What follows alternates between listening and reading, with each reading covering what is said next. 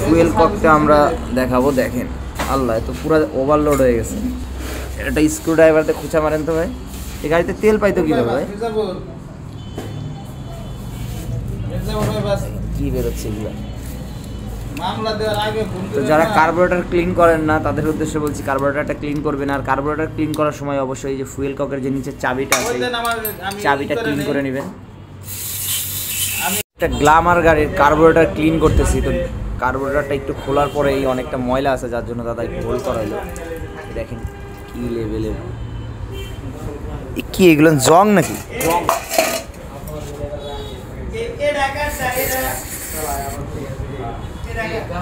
কি লেভেলের কাদা,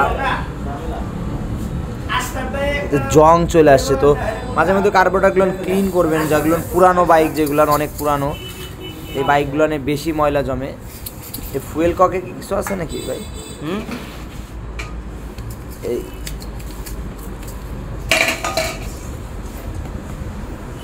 পিন টিনটাও দেখতেছি আমরা, পিনের ভিতরেও অনেক ময়লা থাকবে, যেহেতু আউটসাইডে একটু ময়লা আছে।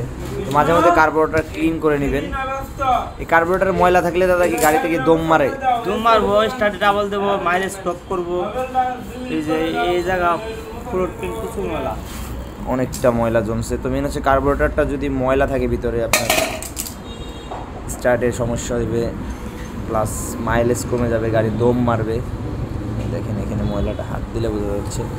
এই ময়লাগুলো কার্বোরেটর ক্লিনার অথবা WD-40 দিয়ে ক্লিন করতে পারেন। এই দেখেন এইটাই কি অবস্থা, একবারে স্যাতলা জমে গেছে একটা।